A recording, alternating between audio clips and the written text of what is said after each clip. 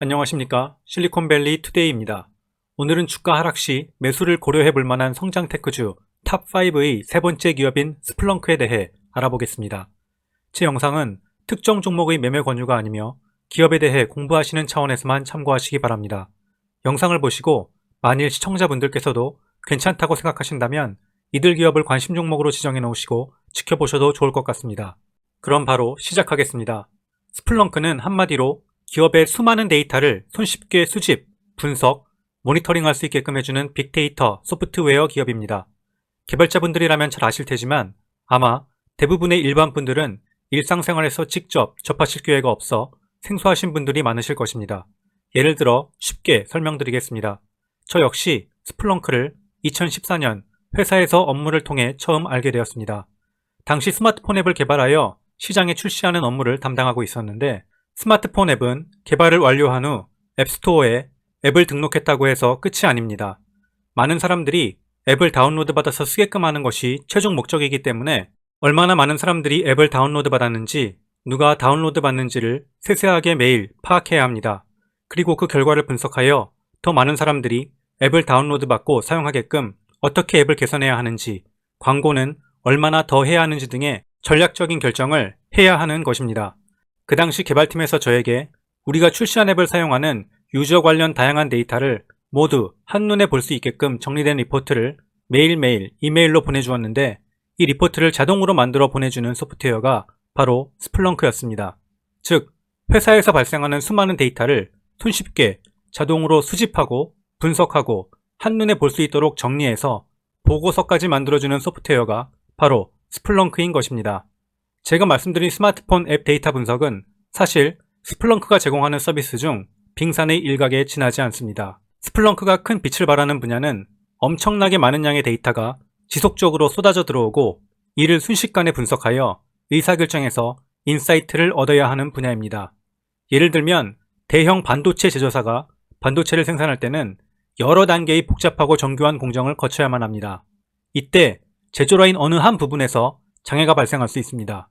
만약 엄청나게 크고 복잡한 제조라인 가운데 문제가 정확히 어디서 발생했는지를 빠르게 파악하고 조치를 빨리 취하지 않으면 이로 인한 손실이 어마어마하게 발생한다고 합니다.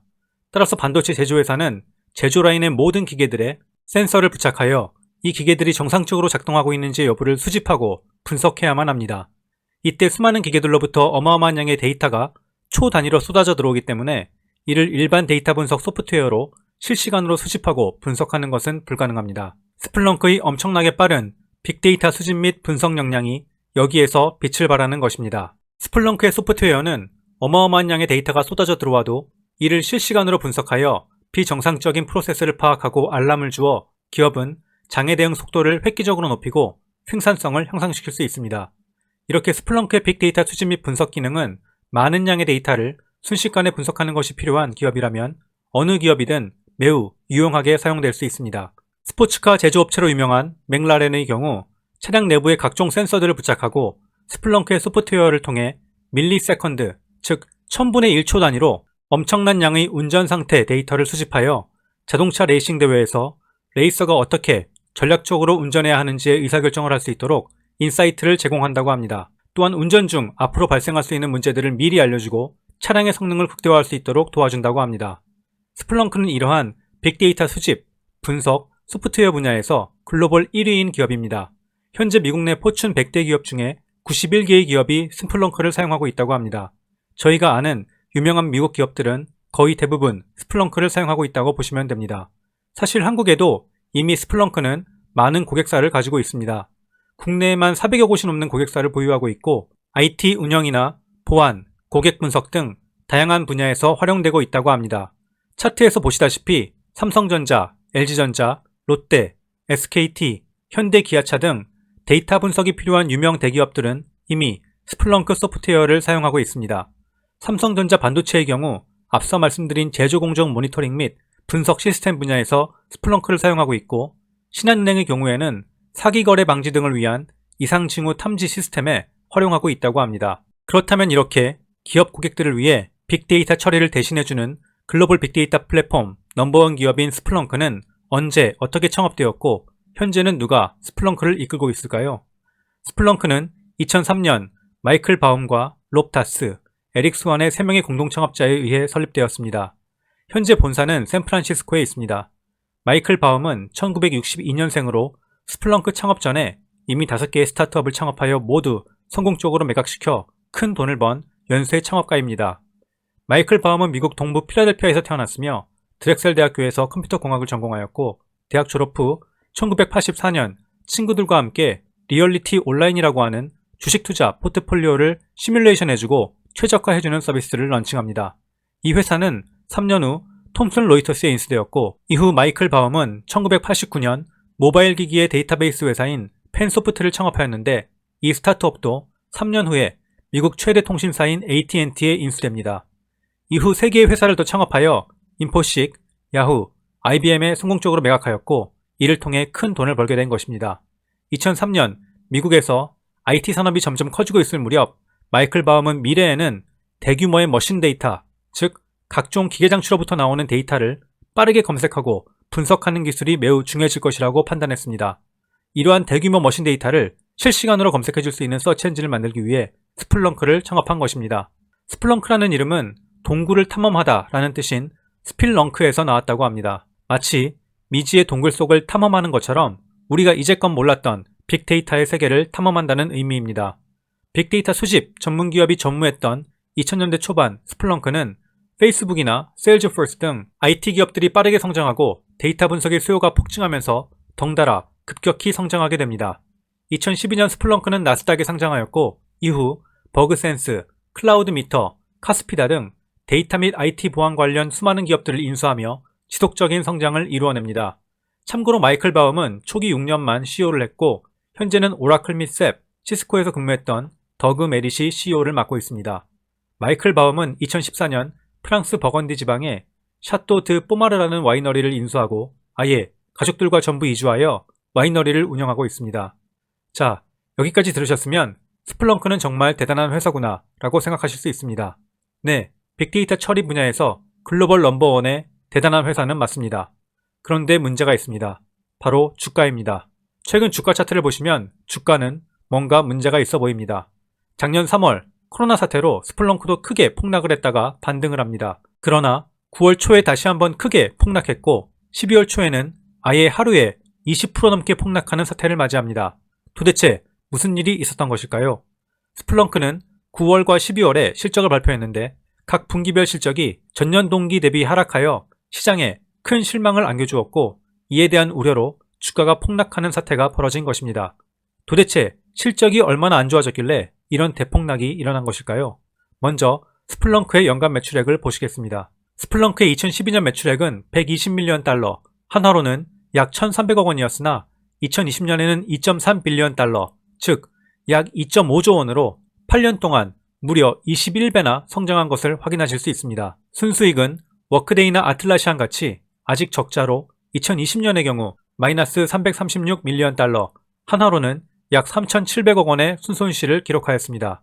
스플렁크도 매년 연구개발에 큰 돈을 투자하고 있는데 2020년에만 연구개발 부문에 619 밀리언 달러, 약 6,800억 원을 지출하였습니다. 2020년 10월 말 기준 현금 보유량은 1.9 빌리언 달러, 약 2.2조 원으로 현금도 충분히 확보하고 있는 것으로 보입니다. 여기까지는 큰 문제는 없어 보입니다.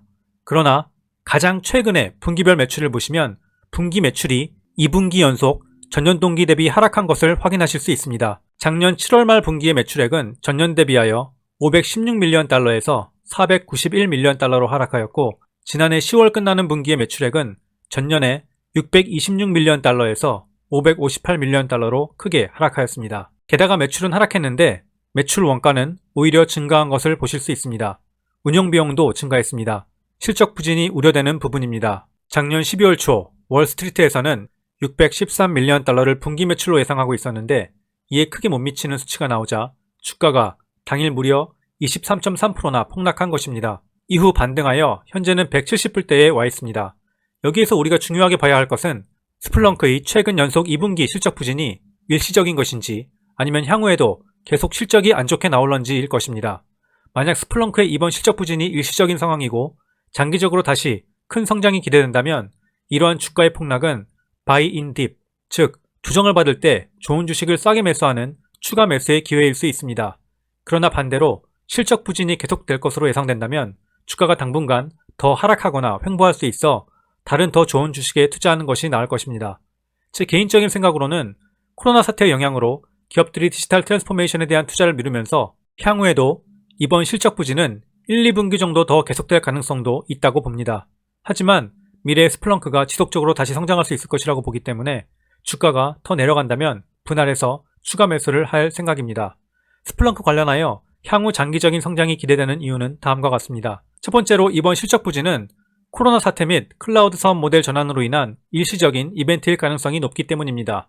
즉, 코로나 사태가 해결되면 다시 매출 성장이 순조롭게 잘 일어날 것이라고 보고 있습니다. 스플렁크의 CEO 더그 메리트는 지난 12월 실적 발표를 할 때 왜 실적이 안 좋아졌는지 직접 밝혔는데 코로나 사태로 기업들 역시 경영 악화 상황에 처하면서 큰 계약들이 연기되고 있는 것이 가장 큰 이유라고 합니다. 더그 메리트는 이 대형 계약들이 나중에 체결될 것으로 연기된 것이기 때문에 미래의 경기가 나아지면 결국 매출로 다시 돌아올 것이라고 이야기합니다. 또한 스플렁크의 사업 모델은 기존에는 온 프레미스, 즉 소프트웨어를 한 번에 큰 돈을 받고 2, 3년간의 계약으로 판매하는 라이센스 판매 방식이었습니다. 하지만 몇 년 전부터 매달 돈을 받는 클라우드 중심의 정기구독 서비스 형태로 전체 사업 모델을 변경하고 있습니다. 클라우드 중심의 서비스는 라이센스 판매 방식처럼 한 번에 큰 매출이 들어오는 것이 아니라 매달 돈을 받는 것이기 때문에 장기적으로 매출이 꾸준하게 들어오는 대신 당장의 매출은 적어 보일 수 있는 것입니다. 즉, 코로나 사태 및 클라우드 사업 모델로의 전환 영향으로 일시적으로 매출이 줄어든 것은 맞지만 시간이 지나면서 점차 매출의 성장세는 제자리를 찾아갈 수 있을 것으로 보입니다. 실제로 시킹 알파가 집계한 애널리스트들이 예상하는 2029년까지의 매출을 보시면 올해는 성장률이 전년 대비 마이너스가 될 수도 있을 것으로 보입니다. 그러나 코로나 문제가 어느 정도 해결될 것으로 예상되는 2022년부터는 다시 20% 이상의 큰 폭의 두 자릿수 성장이 매년 지속될 것으로 전망됩니다. 앞으로 클라우드를 기반으로 한 디지털 트랜스포메이션은 기업들에게 선택이 아닌 필수가 될 것입니다.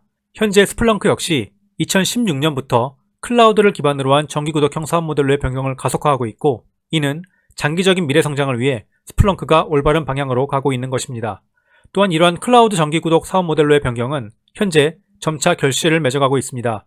정기구독으로 매년 반복적으로 일어나는 매출을 ARR, 즉 Annual Recurring Revenue라고 하는데 이러한 정기구독 매출액이 최근 50%가 넘는 성장세를 보이고 있습니다. 또한 정기구독 고객 중 연간 반복 매출액이 $1 million, 즉 11억 원이 넘는 고객수가 총 396개사로 매년 증가하고 있습니다. 이러한 클라우드 기반 정기구독 매출액의 연간 증가세는 무려 89%로 다른 클라우드 기업들의 2배에 해당하는 수치입니다.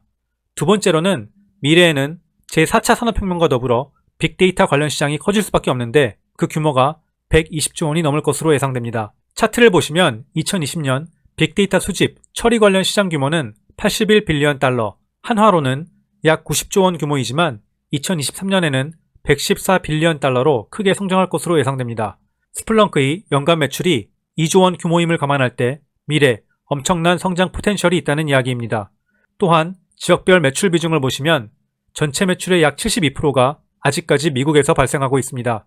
미래의 아시아나 유럽 지역에서도 점차 디지털 트랜스포메이션을 통한 빅데이터 처리 수요가 증가할 수밖에 없는데 이때 업계 1위인 스플렁크 역시 큰 수혜를 입을 것으로 예상됩니다. 세 번째로는 스플렁크 역시 경쟁사들이 있긴 하지만 스플렁크는 현재 시장 1위의 기술 및 제품 경쟁력을 보유하고 있고 지속적인 연구개발에 대한 투자 및 M&A를 통해 업계 선두 위치를 계속해서 유지해 나갈 것으로 예상됩니다. 앞서도 말씀드렸지만 현재 스플렁크는 전 세계 상위 기업들을 고객으로 이미 두고 있으며 가트너의 조사에 따르면 빅데이터 관리 소프트웨어 분야에서 글로벌 넘버원 위치를 확고하게 하고 있습니다. 또한 연구개발에 대한 투자 및 M&A를 통해 타 경쟁사들이 제공하지 못하는 다양한 범위의 교차 판매가 가능한 제품군을 보유하고 있습니다. 현재 스플렁크의 고객 중 한 개의 제품군을 이용하는 기업 고객은 전체 고객의 72%입니다. 즉, 스플렁크가 제공하는 다른 부문의 빅데이터 처리 소프트웨어를 같이 사용하게 되는 교차 판매의 기회가 무궁무진하다는 이야기입니다. 또한 차트에서 보시다시피 스플렁크를 이용하는 고객들의 만족도가 매우 높아 동일한 고객으로부터 매년 더 많은 매출을 일으키고 있다고 합니다. 현재 스플렁크는 2023년까지 클라우드 부문의 마진율을 70%까지 올릴 계획입니다. 100만 원을 벌면 70만 원이 매출 총이익이라는 이야기입니다. 또한 매년 연평균 40% 이상의 연간 정기구독 매출 성장률을 목표로 하고 있습니다. 그러면 PSR, 즉 주가 매출 비율을 이용하여 앞으로 5년 후 스플렁크 예상 주가가 얼마가 될지 한번 산정해 보겠습니다. 스플렁크도 성장주이고 아직 적자인 상황이기 때문에 주가 수익 비율인 P-레이쇼가 아닌 PSR을 이용하여 계산해 보겠습니다. 시킹알파에서 제시하는 2025년 스플렁크의 예상 매출액은 약 5.29 빌리언 달러입니다. PSR의 과거 5년 평균은 약 9.55배가 나옵니다. 이 배수와 2025년의 한 주당 예상 매출액인 27.7불을 곱하면 2024년의 예상 주가는 약 312불로 산정됩니다. 현재 스플렁크의 주가가 약 170불 정도이기 때문에 5년 후에는 스플렁크 주가도 약 2배가 될 수 있을 것이라고 전망해 볼 수 있습니다. 특히 스플렁크의 PSR은 타 기업들보다 상대적으로 낮은 편으로 회사에 대한 기대치 역시 전반적으로 다른 기업에 비해 낮은 상황입니다. 따라서 회사가 시장 기대치를 뛰어넘는 좋은 실적을 내는 경우에는 오히려 타 기업들보다 더 큰 주가 상승도 기대해 볼 수 있습니다. 그렇다면 미국의 애널리스트들은 어떻게 스플렁크에 대해 평가하고 있을까요?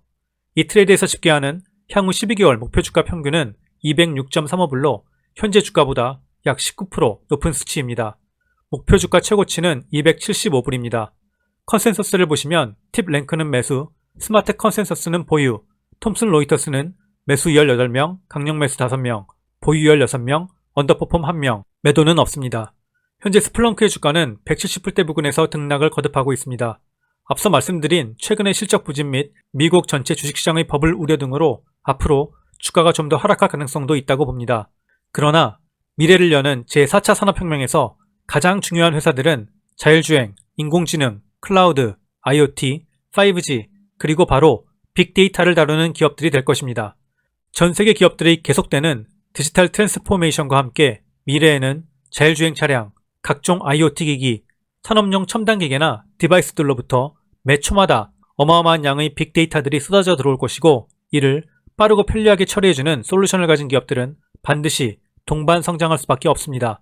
이러한 빅데이터 수집 및 분석 분야에서 글로벌 1위 기업인 스플렁크는 코로나 사태가 해결되고 기업들이 다시 디지털 트랜스포메이션 분야에 비용을 쓰기 시작하면 커져가는 빅데이터 시장에서 더욱더 크게 성장할 것으로 전망됩니다. 마지막으로 여러분도 캐시우드가 이끄는 아크 투자자문에 대해 한 번쯤은 들어보셨을 것입니다. 아크 투자자문은 4차 산업혁명을 이끄는 미래 1등 기업에 투자하는 펀드로 유명합니다. 특히 캐시우드는 수년 전부터 테슬라의 주가가 크게 오를 것이라고 주장하며 직접 테슬라 주식에 투자하여 현재 어마어마한 수익률을 올리고 있습니다. 이 아크 투자자문은 총 5개의 펀드를 운영하고 있는데 그 중에 3개의 펀드가 스플렁크를 매수하여 보유하고 있습니다. 영상을 보시는 분들 중에 스플렁크를 직접 회사에서 사용하고 계시는 분이 계시다면 의견을 주셔도 좋을 것 같습니다. 감사합니다.